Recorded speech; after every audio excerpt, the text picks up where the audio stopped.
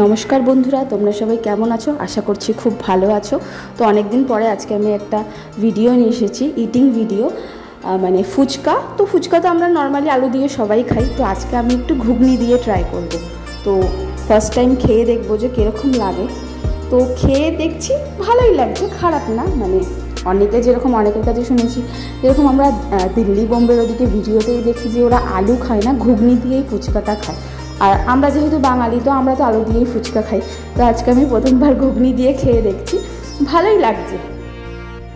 তোমরাও কারা কারা ট্রাই করেছো বলতে পারো যে ঘুগনি দিয়ে ফুচকা কীরকম লেগেছে। আমার তো খুব ভালোই লেগেছে।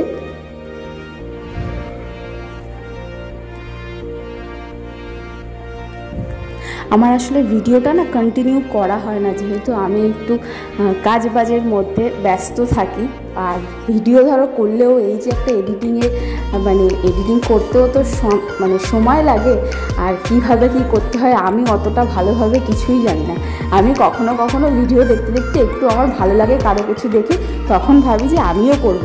তো সেই সময় আমি একটু করি। আমি একটা ফুচকা আলু আর ঘুগনি দিয়ে খেয়েছিলাম, জল নিইনি।